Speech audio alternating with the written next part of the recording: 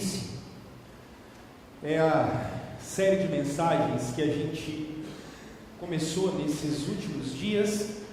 Começamos, na verdade, na última semana. Se você, por acaso, não veio na semana passada, a primeira reflexão já está no nosso canal do SoundCloud. Você pode ir lá, já tem a primeira mensagem, já está lá. E nós conversamos na semana passada sobre mergulhar, sair da superfície e mergulhar na palavra, encontrar Deus, encontrar cura, encontrar Deus no relacionamento estrito, ver mais do caráter revelado de Deus através da Escritura, gastar tempo de maneira completamente intencional com Deus na Bíblia. Percebemos muitas dificuldades que nós temos, e muitas são porque nos falta uma maturidade, e essa maturidade só chega quando temos contato com o Deus Criador. Então, hoje nós queremos continuar essa reflexão de sair da superfície e mergulharmos um pouco mais numa outra área da nossa espiritualidade. E se eu talvez fizesse uma enquete e perguntasse para vocês, por exemplo, qual de vocês está cansado no mês de setembro, muito provavelmente todos vocês levantariam as mãos. Essa é uma experiência que eu tenho, inclusive, com as minhas filhas, ao buscá-las na escola. Uma tem 11, a outra vai fazer 9, e elas falam assim: parece que o fim do ano não chega nunca, né, pai? Um outro dia dei carona para duas professoras que diziam assim: a gente podia trabalhar 2 dias na semana e folgar 5, né? Eu achei engraçado. Isso é o típico pensamento do cansado, daquele que está louco para chegar o Réveillon. E em maio do ano passado, eu comecei a sentir umas coisas que eu não tinha sentido nunca antes na história da minha vida. Eu comecei a sentir umas tonteiras, comecei a não me sentir bem mesmo. Comecei a sentir, às vezes, durante a madrugada, como se acordasse de madrugada com o meu coração palpitando muito forte. Às vezes estava dirigindo e a mão começava a suar muito. Comecei a me sentir extremamente irritado com coisas mínimas que aconteciam. E aí, quando eu estava tentando ler, e para mim ler é uma coisa que eu adoro, me lembro de uma segunda-feira, depois de um final de semana extenuante de trabalho. Eu me lembro de chegar numa segunda de manhã, eu tinha um trabalho para terminar de uma matéria que eu estava fazendo no curso, e eu simplesmente não conseguia ler. Não conseguia. Eu não conseguia me concentrar. E aquilo me acendeu uma luz, porque eu falei: o que será que está acontecendo comigo? O que eu tenho? Porque os exames estavam em dia, eu sempre procuro fazer preventivamente, ver o sangue como está, se o coração está legal, e todas essas coisas. E comecei a pensar: gente, o que está acontecendo? E me lembro de naquela época eu conversei com o conselho da igreja e disse para os meninos assim: pessoal, eu não me lembro na minha vida uma época que eu estive tão cansado. Eu preciso dar uma parada. Estou andando demais de um lado para o outro e correndo demais de um lado para o outro. O que me chamou muito a atenção, comecei a fazer um tratamento depois, e comecei a buscar algumas literaturas que pudessem me ajudar naquele momento. E uma das coisas que eu descobri é que eu estava andando com um tanque vazio. E o N. Cordeiro me ajudou bastante com essa obra. E eu descobri que eu estava agitado demais, andando rápido demais, dando demais, e às vezes sem ter, porque não parava para abastecer o tanque. E logo nas primeiras páginas, o N. Cordeiro coloca sobre essa síndrome então ela ficou muito famosa, que é a síndrome de burnout. E a ideia aqui é um palito de fósforo pegando fogo mesmo na cabeça. Essa seria a melhor ideia de burnout. Sensação de desesperança, lágrimas frequentes, quer dizer, pessoas que choram muito fácil, dificuldade para se concentrar, dificuldade para tomar decisões, irritabilidade, insônia, níveis de atividades menores, produtividade não acontece, você não consegue ir, sentimento de solidão, falta de atração conjugal, distúrbios alimentares, dores no corpo. Se por acaso você tem 3, 4 sintomas desse, deixa eu dizer para você uma coisa: você é um ser humano normal. Todos os seres, estou vendo umas caras de alívio aqui agora. Fique tranquilo, você é um ser humano normal. Você está tranquilo. Agora, se você tem 6, 7, 8 sintomas desse, eu diria para você, o seu sinal de amarelo para o vermelho precisa ligar. Você precisa prestar atenção. Se você tem mais de 8 desses sintomas, em nome de Jesus, procure um médico quando você sair daqui, porque você não está bem. Você não está bem. Você precisa começar a cuidar de você mesmo. E às vezes, uma coisa que é muito interessante, pessoal, alma, o coração, ele não buga da noite para o dia. O seu emocional não dá um bug, ele não trava, o seu HD interno e externo não trava da noite para o dia. Quando você começa a ter muitos desses sintomas, é porque o seu corpo já há muito tempo está gritando para você, dizendo: tem alguma coisa errada aí. Efeito febre, quando ela aparece, ela é um marcador. Tem alguma coisa acontecendo.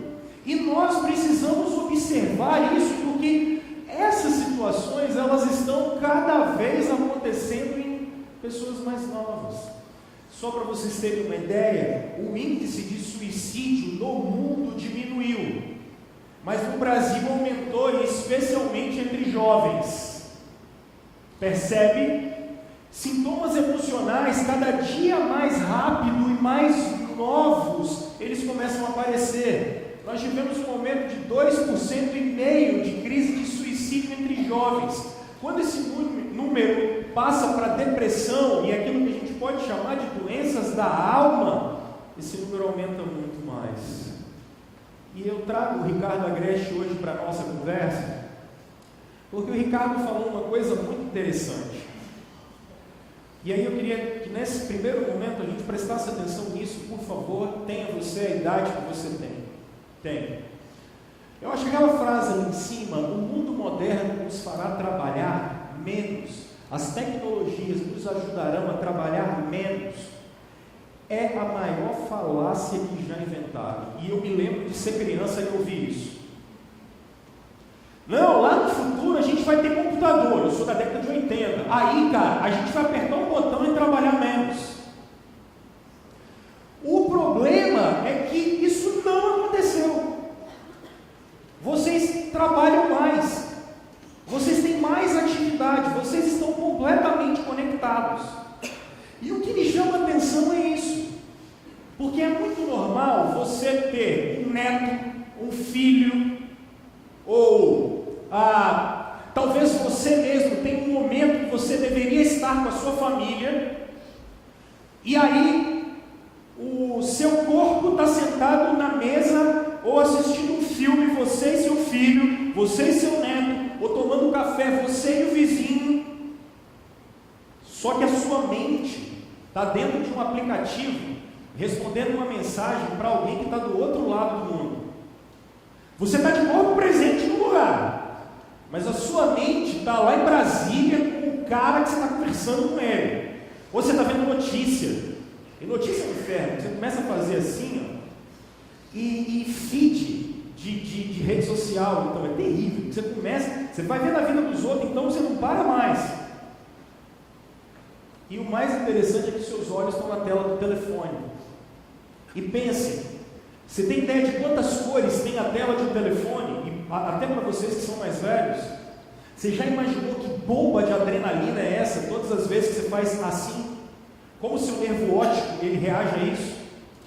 Isso aqui é uma fonte de prazer fora de série. Só que qual é o problema? E isso serve para todos vocês, porque todos vocês têm esse aparelhinho do demônio. O problema todo é que nós não somos seres particionados desse jeito. Vocês não são seres particionados assim. Vocês não são, quando Deus nos criou, Ele fez a gente, a teologia chama a gente de unidade psicossomática. A ideia é que corpo e alma estão juntos e são inseparáveis. Nós não somos multifacetados. Nós não conseguimos fazer 5, 6, 7, 8, 10 coisas ao mesmo tempo. Aí você diz assim, pastor, é porque você não me conhece. Eu digo, é porque você não se conhece, porque você não consegue, você acha que dá conta. É por isso que no final do dia tu está com o coração disparado. Um dia desses eu saí, ali e eu chegamos em casa, estávamos num lugar, com algum barulho, a gente chegou em casa, ela pegou e falou assim, amor, só eu que estou com esse barulhinho no ouvido?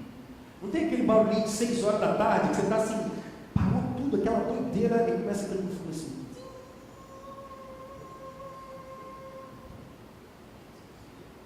A gente não dá conta. E qual é o problema? O problema é que a nossa geração, então, por causa disso, ela se tornou ansiosa. Nós somos uma geração extremamente ansiosa. Porque a gente é uma geração que se compara muito. Eu sei que você vai dizer para mim assim, pastor, comparação sempre aconteceu. Claro que sempre aconteceu. Nós sempre tivemos comparação. Se você prestar atenção, Caim estava comparando-se com Abel, Saul estava comparando-se com Davi. O problema é que nós somos uma geração insatisfeita. Eu tenho falado isso com vocês. Porque a nossa geração, ela é a geração do espetacular. Então todos estão sempre felizes o tempo todo. Todo mundo tem que estar sorrindo e alegre o tempo todo. E a gente faz cara de paisagem o tempo todo, porque a gente tem que estar bonito, porque o tempo todo a gente é fotografado. E isso tudo está na rede para todo mundo ver o tempo todo. E aí a gente é uma geração completamente ansiosa, sem concentração, insatisfeita. Eu achei essa reflexão muito interessante, porque quando eu olho pessoas na história, elas também sofreram com isso. Uma delas, por exemplo, é a Madre Teresa de Calcutá. E olha que frase interessante que ela traz em uma das suas obras, quando ela diz assim: disseram que Deus me ama, ainda assim, a realidade das trevas, da frieza e do vazio é tão grande que nada toca a minha alma. Eu acho que o mito que a gente precisa tirar é de que crente não fica triste.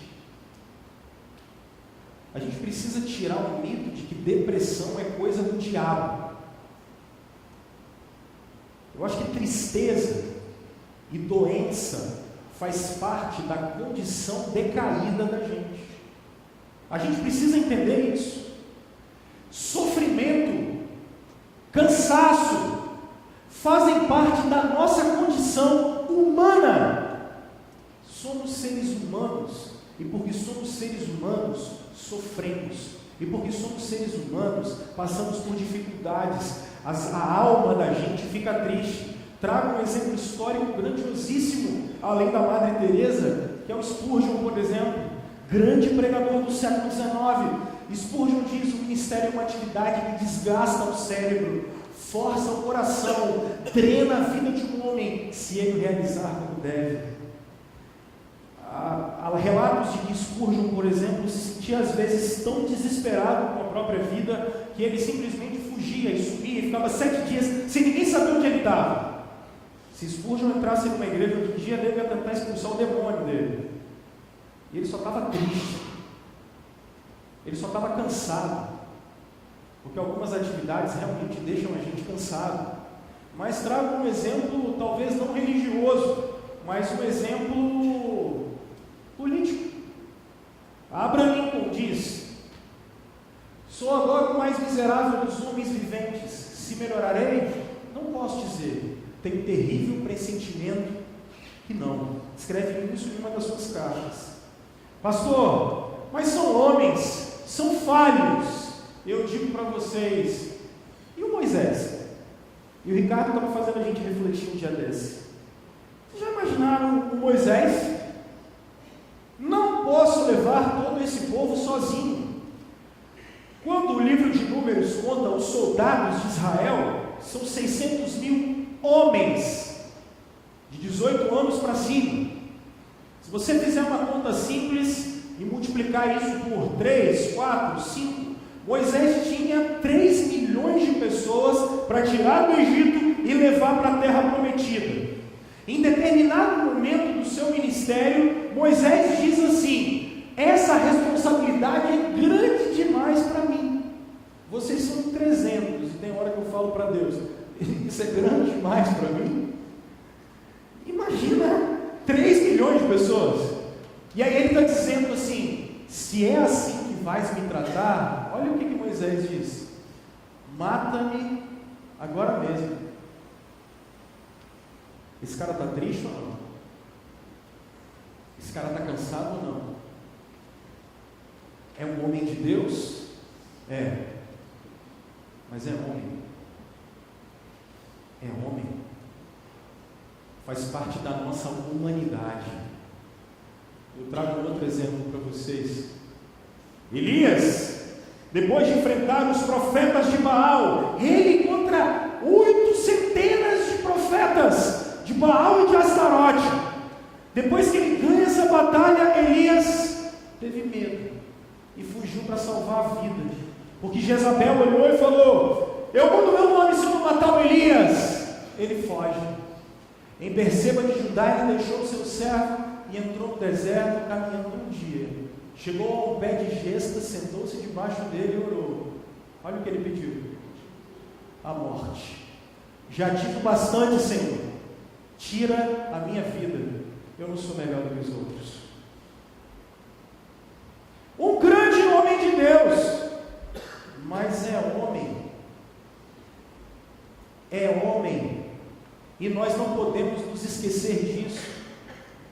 Nós temos uma condição humana. Nenhum de vocês é super. Nenhum de vocês é incaível.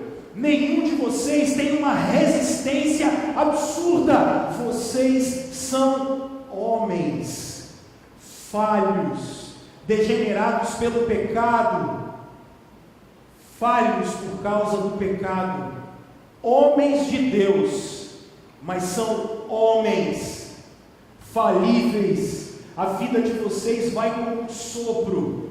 Haja vista que aquele adágio que diz que para morrer basta pronto. E hoje eu queria convidar vocês para a gente mergulhar, uma vez que somos homens, na oração. Queria convidar vocês para a gente mergulhar na oração. Se por um lado nós somos homens falíveis, caídos, pequenos, necessitados de uma fonte que nos dê de beber, necessitados de um alimento para comer, necessitados de que o vazio existencial vá embora, necessitados de uma direção, necessitados de um socorro, a gente precisa mergulhar num relacionamento com aquele que é todo poderoso, num relacionamento com aquele que não pode falhar, num relacionamento com aquele que não pode morrer, num relacionamento com Deus que não pode cair. Nós precisamos nos conectar com Ele. Quando a gente fala de oração, pessoal, eu tenho sempre ensinado isso para vocês. A oração é uma coisa extremamente simples. A oração é só a reversão do que aconteceu no jardim. Como assim, pastor? No jardim, pessoal, nossos pais, o Adão, a Eva, eles conversavam com Deus face a face. Eles tinham conexão com Deus o tempo todo. Eles estavam ali todos os dias em contato com Deus Criador. O problema é que quando o pecado entra na vida da raça humana, a gente é expulso da presença do Deus Criador. E, cara, quando a gente ora, é simplesmente quando a gente está voltando para o jardim.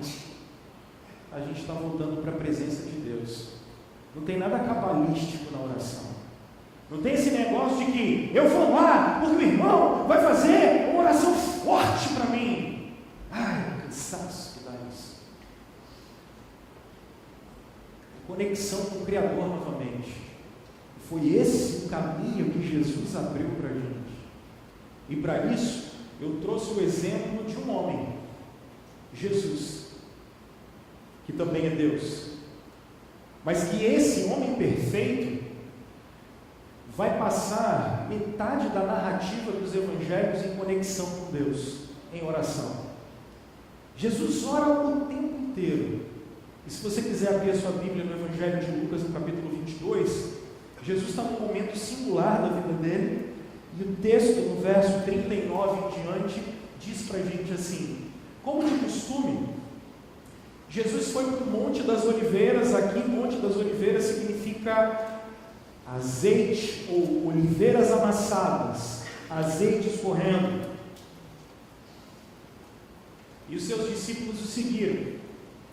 Chegando ao lugar, ele lhes disse: orem para que vocês não caiam em tentação. Ele se afastou deles a uma pequena distância. Quem está com a revista atualizada está dizendo que um tiro de uma pedra, não sei quanto é isso, quanto a gente consegue atirar uma pedra, talvez Jesus andou 50 metros, mas esse monte é bem baixinho. Ajoelhou-se e começou a orar: Pai, se queres, afasta de mim esse cálice, contudo, não seja feita a minha vontade, mas a tua. Apareceu-lhe então um anjo do céu que o fortalecia. Estando angustiado, ele orou ainda mais intensamente, e o seu suor era como gotas de sangue que caíam no chão. Quando se levantou da oração e voltou aos discípulos, encontrou-os dormindo, dominados pela tristeza. Jesus disse: por que estão dormindo? Perguntou-lhes. Levantem-se e orem, para que vocês não caiam em tentação. Pessoal, mergulhar em oração, eu já parto logo, é ter a oração como um costume, um hábito, um costume mesmo. Percebam como o texto começa dizendo como de costume. Jesus orava. Era uma prática que ele tinha. E perceba que essa prática que ele tinha era uma prática de solitude. Jesus sozinho. Como nós costumamos orar, galera? Sejam honestos. Ali, quando a gente tem algum grupo aí, parece que alguém vai rolar aí uma oração. Alguns de vocês costumam orar, por exemplo, quando levantam, às vezes vocês dão aquelas duas palavras, né? Sempre as mesmas. Vou falar sobre isso daqui a pouco. É sempre a mesma oração, a mesma reza todo dia de manhã. Ou em algum evento, alguma cerimônia religiosa, tipo a última vez que o cara fez uma oração foi quando ele estava num casamento. Aí ele fez essa oração. Jesus está trazendo a oração como um costume. É uma coisa que ele faz sempre. Quando ele vai escolher, por exemplo, os seus apóstolos, ele passa a noite inteira orando. Quando ele atende as multidões, Jesus está orando. A grande questão é, gente, acho que o grande coração da questão aqui é: por que é tão difícil para vocês conversarem com Deus? Vocês nunca pararam para pensar nisso? Pensem na agenda de vocês, gente. Eu e você, a gente tem tempo para fazer tudo. A gente cuida do corpo, a gente cuida do lazer, a gente cuida das nossas atividades diárias, mas a gente tem uma dificuldade em conversar com o Criador fora de série. E olha como Jesus ensinou a gente a orar.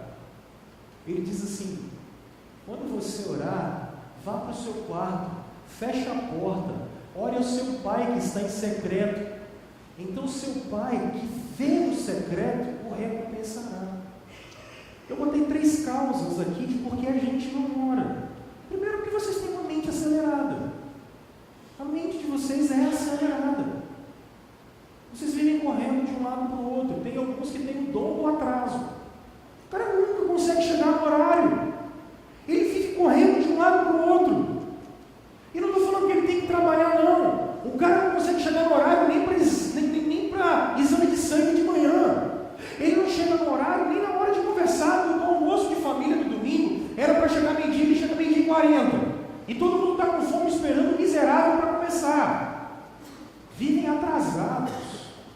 Vivem correndo. Vivem com demandas demais. Gente, por favor, olha bem para mim. Vocês nunca vão ter tempo para tudo que vocês têm que fazer. Porque vocês sempre vão querer fazer mais. Sabe como é que vai ficar o seu coração? Quando você terminar uma atividade, você sempre vai falar assim, por que eu não fiz aquilo outro? Você pode terminar um dia, mover todas as coisas, mas você não consegue, porque dentro de você sempre tem uma coisa assim, mas eu podia ter feito daquele jeito, assim, aquela mania de perfeição. Nada nunca está bom. A mente completamente acelerada, ela não para um minuto. E percebe que tem uma outra coisa complicada, porque vocês têm estímulo o tempo todo. Quando eu estou falando que vocês têm estímulo o tempo todo, é o seguinte, você anda, olha esse lugar, a quantidade de estímulo que ele tem para vocês. Luz o tempo inteiro, foco lá, o fundo do mar aqui, estímulo. Você está na rua, farol de carro, seu telefone vibra.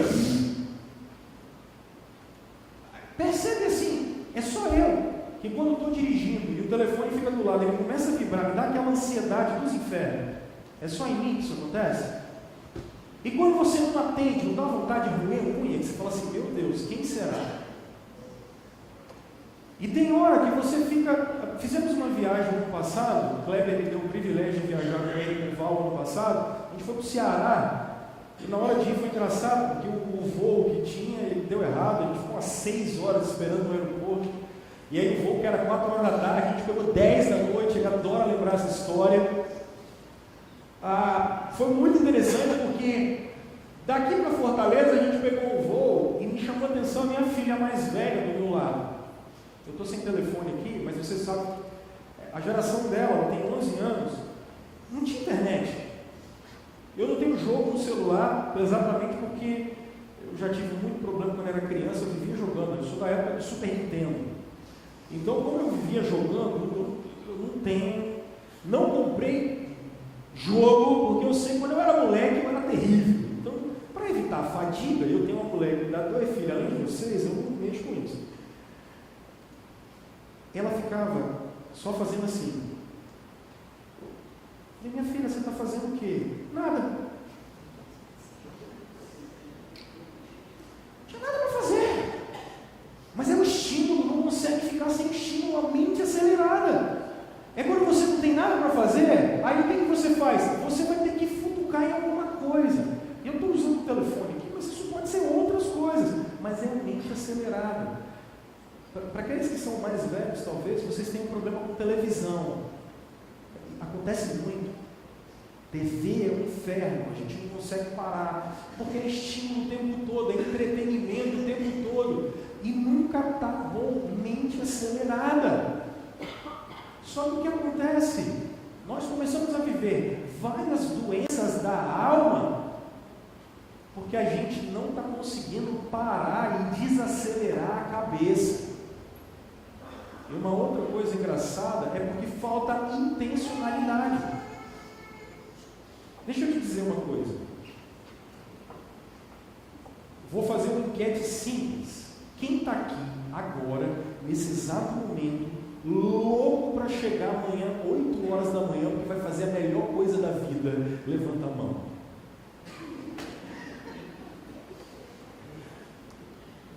Existe um estudo muito interessante sobre a depressão do domingo.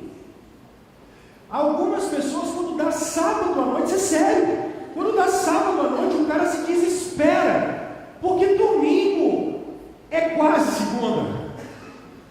É osso, cara, dá aquele fim, por favor, dá um vale de 5, o cara vai ter que trabalhar, né? E ele fica completamente preocupado com isso.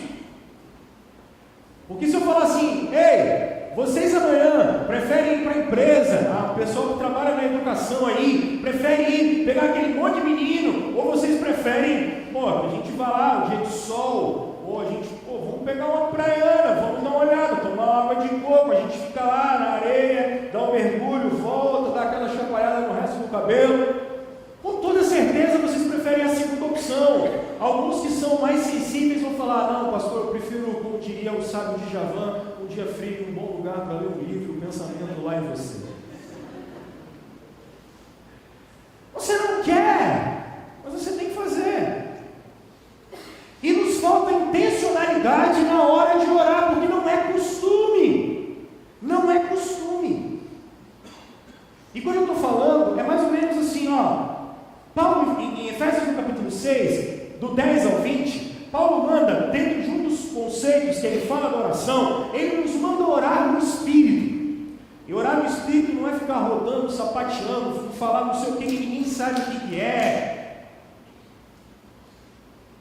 Você sabe que várias vezes dentro de você vem alguns impulsos mandando você orar. Não é a sua carne. Só que em muitas ocasiões, ou você fica com vergonha, ou você fala que vai passar e você não se relaciona com Deus. Porque o Espírito sempre está levando a gente para o contato com o Pai, sempre está levando a gente. Isso é orar no Espírito, quando a gente ora na intercessão de Jesus, porque o Espírito intercede por nós, mas a gente não dá atenção a essas coisas. A gente é tão doido e materialista que a gente acha que vai dar conta das nossas famílias sem conversarmos com Deus. A gente acha que a gente vai dar conta de ser bons profissionais sem termos contato com Deus. Vocês não vão conseguir. Vocês vão sucumbir ao burnout, vocês vão sucumbir à depressão, vocês vão sucumbir à doença da alma, à ansiedade. Vocês não vão conseguir. Se vocês não tirarem um período da vida de vocês, um momento da vida de vocês, para intencionalmente ter contato com Deus. E às vezes você fala assim, pastor, eu não consigo orar meia hora, não dá. É claro, porque para você correr uma maratona, você tem que andar 1 quilômetro primeiro, e não 42,5. Mas falta intencionalidade, falta incentivo da gente ensinar as novas gerações que elas só vão sobreviver, não se elas tiverem bom emprego, não se elas tiverem boa nota no Enem, não se elas forem as pessoas que têm mais seguidores na rede social, mas o que a Bíblia ensina é que de joelhos que ninguém tropeça, de joelhos que a gente consegue caminhar. E Jesus está num momento difícil da sua vida, quando Ele está indo para a cruz, e quando Ele está indo para a cruz, Jesus está preocupado em pedir ao Pai que o fortaleça, ao Pai que tire o medo dele. Gente, orar precisa ser um costume nosso. Acorde de manhã. E aí eu vou pegar algumas coisas que o Mike Gorrin ensinou para a gente agora, no último mês. Eu acho que a primeira coisa que eu queria propor para vocês é o seguinte: tire todas as notificações do seu telefone. Tire as notificações. Não tem aquele pontinho dos infernos do WhatsApp que aparece quando alguém te manda mensagem? Eu quero te desafiar a tirar isso. Tire notificações. Olhe seus e-mails uma vez por dia. Tem horários fixos para você olhar rede social e não passe de 10, 15 minutos mexendo com isso. Porque quando você percebe, você já ficou 1 hora, 2 horas, 3 horas olhando as coisas. Fique 10 minutos, 15 minutos, bote um despertador para parar. Senão, cara, o Facebook e o Instagram vão te comer. Para os mais antigos, coloque um quadro na frente da televisão. Como assim, pastor? Sério?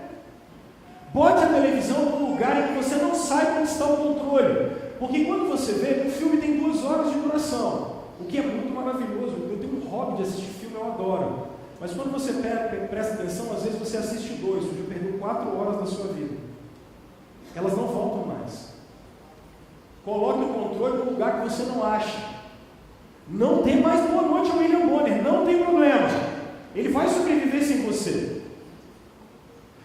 E pega esse tempo e intencionalmente invista em Deus. O tempo que talvez você vai estar vendo uma notícia que não vai resolver nada para a sua vida. E olha que eu sou da escola, que você tem que ter a Bíblia debaixo do braço, um jornal do lado do outro. Mas hoje você tem acesso à notícia de uma forma muito mais fácil. Você não precisa ficar 2, 3 horas vendo entretenimento numa televisão que começa a te mudar. Alguns de vocês têm 120 canais na televisão. E algumas vezes quando você passa todo, você fala, rapaz, não tem nada para ver hoje. Percebe? Ansiedade, insatisfação. Você roda o Netflix inteirinho e você fala assim, não tem nada para assistir, cara. Tem 500 filmes, aí você repete o mesmo. Não dá. Tem que ter uma intencionalidade. Tem que ter uma outra intencionalidade, sabe qual? Pequenos momentos durante o seu dia. Porque tem dia que eu chego em casa e minha mulher está atacada. Não fala para ela não. Brincadeira, minha mulher é um anjo, gente. Deus está vendo, brincadeira. Ela foi até cuidar da mãe dela que estava passando mal, ela só trouxe a gente aqui e foi lá ficar com a mãe dela. Mas ela é um anjo mesmo, adoro. Não sou sem minha mulher. Ela pegou e chega em casa, só um exemplo, ela está atacada. Não adianta, cara. Para. Larga ela falando lá com os marimbondos. Dá um pulo aqui. Senhor, se o Senhor não sustentar a minha casa, eu não vou conseguir sobreviver. Se o Senhor não me ajudar, não vai dar para sobreviver. Volta lá, cara. Vê se a mulher acalmou. Se a mulher não acalmou, meu irmão, volta para lá, cara. Porque se Deus não segurar essa mulher, quem vai segurar? Trabalho. Tem horas e momentos no trabalho que você vai ter que parar. É o momento do cafezinho, o cara tranca a porta daquele banheiro, joga um bom ar, que tem uns irmãos do trabalho que dão aquelas, né? Aí você vai chegar lá no banheiro, você vai parar, vai sentar. Não respira fundo, não. Mas você vai ter que parar. Ou então, se você tem a prerrogativa de poder sair, tu vai sair. E aí você vai parar, o pau está quebrando lá dentro. Rapaz, o pau está quebrando. Se você não me ajudar nesse negócio aí, o trem vai explodir ali, vai pegar fogo. Momentos curtos, intencionais durante o dia. Senhor, o que eu faço agora? Tem cargo de chefia? Senhor, ou o Senhor age ou guarda a cabeça desse miserável, não aguento ele. Irmãos, ou isso, ou a gente vai sucumbir. Vocês não vão dar conta. São muitas demandas. Os filhos estão doentes. Vamos fazer o quê? Vamos levar para o pronto-socorro? Vamos, mas calma. Se não tem ninguém sufocando, infartando, morrendo, antes de ligar para o SAMU, ou então no meio do caminho, se está morrendo, Senhor, estamos indo para o médico. Senhor, o médico não vai fazer nada se você não cuidar, porque ele não tem poder nenhum, porque todo o poder veio do alto. Todo o poder veio do alto, Senhor. Prova para fazer. Você acha que vocês vão querer estudar? Claro que não, meu irmão. Senhor, não quero. Senhor, não vai, mas tem que honrar o seu nome, Senhor. Não é dinheiro que eu estou preocupado aqui, Senhor. Eu estou preocupado com a sua glória, Senhor. Em momentos curtos de oração, momentos curtos intencionais, para desacelerar. Jesus mandou ir para dentro do quarto, e para os presbiterianos, Jesus está ajoelhado, tá? Eles falam assim, por que se ajoelha? Se Jesus ajoelhou, meu irmão, quem sou eu para estar ajoelhado?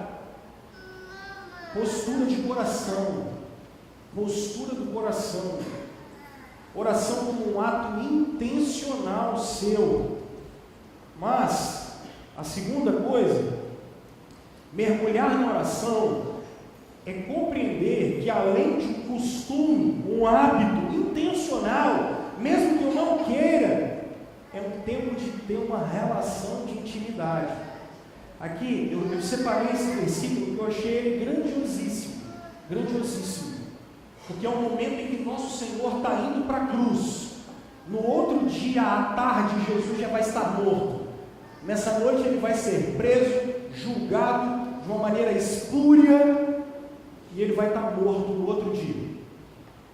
E ele diz: Pai, se queres, afasta de mim esse cálice, contudo, não seja feita a sua vontade, a minha vontade, mas a sua. Primeira coisa de relacionamento é isso aqui. Em nenhum lugar da Bíblia, no Antigo Testamento, os judeus chamam Deus de Pai. Em nenhum lugar da Bíblia. Nas outras formas de religião, não há um Deus que seja tão próximo como no cristianismo, porque Jesus nos ensinou isso. O islamismo não é assim, o budismo não é assim, nenhum tipo de religião tem um Deus tão próximo, o qual a gente pode chamar de Pai. Nas outras duas narrativas desse texto, tanto em Mateus quanto em Marcos, em Mateus Jesus chama ele de Pai meu, meu Pai.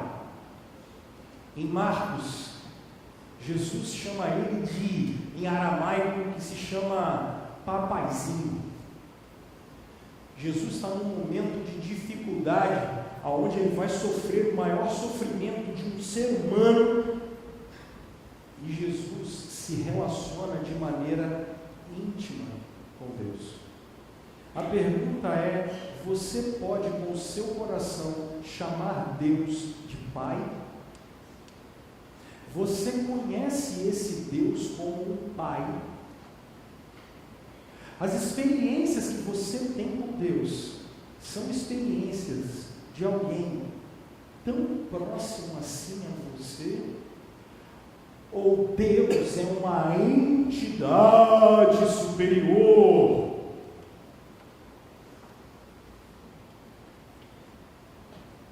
O que distingue os cristãos verdadeiros dos nominais? O que distingue quem é salvo de quem está aqui só para ouvir sermão e passar tempo? O que distingue quem vai ficar com Cristo a eternidade toda é se você consegue e tem e já teve uma experiência de arrependimento, de fé, de novo nascimento, para você poder chamar Deus através de Jesus de Pai e poder olhar a Deus como alguém que está próximo, alguém que a gente consegue sentir a presença dele em tantos momentos. O pessoal fala por mim, não foi um nem dois momentos em que eu tive contato com Deus em oração, e às vezes com a alma completamente abatida e angustiada, e quando eu sento, em momentos choro, em momentos tenho tantas dificuldades, mas eu olho para o céu e o Espírito Santo me mostra que a graça de Jesus é suficiente. Então, se eu estou sentindo culpa de um momento para o outro, sem análise, sem psicólogo, eu sinto que aquele negócio foi embora, porque Jesus é suficiente, e a minha relação com meu Pai. Quantos momentos eu já tive sem saber literalmente o que fazer? Às vezes Aline e eu, novos, jovens, sem saber o que fazer, com filhos pequenos, olhamos para o Senhor e chegamos para Ele falando: olha, se o Senhor não der um direcionamento para a gente, se o Senhor não mostrar a sua presença, a gente não sabe para onde vai caminhar agora, porque é uma relação estreita, nós com o nosso Pai. Então Deus está chamando para você, não é ter exercício religioso. Israel não entendia isso, os fariseus oravam, islâmicos oram muito mais do que nós. Mas por que oram? Porque o homem é religioso por natureza. O homem ora por natureza. Só que a gente tem contato com Deus transcendente, todo-poderoso, que se manifestou em Jesus. Só que a gente não experimentou Ele como Pai. Às vezes a gente experimentou Ele como alguém que atrapalha os nossos planos. Às vezes o seu coração é duro demais e você não se relaciona com Ele como você deveria, porque você quer algumas coisas e não vai ter. Isso aqui é uma outra coisa que eu achei muito legal nesse texto. Sinceridade. Se vocês fizerem um comparativo, esse cálice que Jesus está falando é o cálice de Ezequiel e é o mesmo cálice que vai aparecer em Apocalipse. Esse cálice aqui é a ira de Deus. É a ira de Deus. A ira por causa dos nossos pecados, por causa dos pecados dos homens, vai cair nas costas de Jesus nesse momento. E o que acontece com o nosso Senhor? Ele sente medo.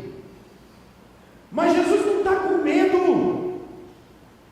E aqui, Jesus não está com medo dos romanos. Jesus encara Pilatos de frente. Jesus olhou para o Pilatos e falou assim: ei, Pilatos falou: eu posso soltar você a qualquer momento? Jesus olhou para Pilatos e falou: rapaz, nenhum poder você ia ter se não fosse te dado do céu. Jesus não está com medo dos romanos. Você acha que Jesus está com medo de sofrer um chibata romana? Para com isso. Os profetas, como Isaías, foi cerrado ao meio. Jesus sabia que a história de conhecer a Deus é uma história de sofrimento. Jesus não está com medo dos romanos.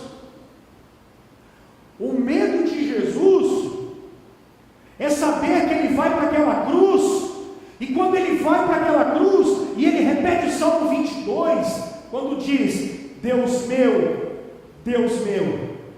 por que você me desamparou? O problema de Jesus ali é saber que Ele vai clamar e o Pai não vai ouvi-lo. Ele vai clamar e o Pai não vai atendê-lo, porque Ele está carregando a ira dos nossos pecados sobre as costas dele. E é por isso que, por metade daquele tempo, as trevas começam a cobrir Jerusalém. E é meio-dia e parece que é meia-noite, porque naquele momento de medo de Jesus, porque ele não vai contar com a presença do Pai. E aqui, ele não quis mostrar alguma coisa que ele não era. As nossas orações precisam ser sinceras, pessoal. Sinceras. Nós somos homens. Não importa a sua performance espiritual, não importa o seu pedigree religioso. Às vezes as nossas orações são repetições das mesmas coisas.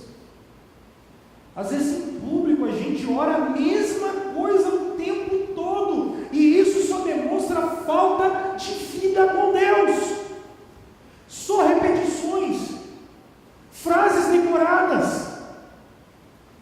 O que falta? Esse tempo de refrigério da alma, de ser sincero. Às vezes a gente só consegue orar com algumas frases repetidas, o mesmo mantra, a mesma reza. Não tem sinceridade. Jesus está com medo. E ele vai falar para o Pai que ele está com medo. Ninguém aqui é super-homem. Vocês são homens. E porque são homens, precisam de vida com Deus. Mergulhe na oração. De maneira sincera. Deixa eu dizer para você. Eu sei que eu estou pregando para a gente hoje que tem coisas que vocês fizeram, o que aconteceu com vocês na vida, que vocês não conseguem nem repetir na frente do espelho. Eu queria pedir que hoje você tivesse coragem de falar com o seu pai. Sentimentos que você tem vergonha de você mesmo. Eu queria hoje dizer para você falar isso com o pai. Não adianta tentar ser um artista, Deus conhece seu coração. Então vamos ter um relacionamento com Ele. Mergulhe na oração. Mas há uma outra coisa que me chama bem a atenção aqui. Isso aqui eu queria responder aos presbiterianos. Contudo, não seja feita a minha vontade, mas a tua. Porque alguns, eles falam assim. Opa, volta. Deus já sabe de tudo. Então por que eu tenho que orar?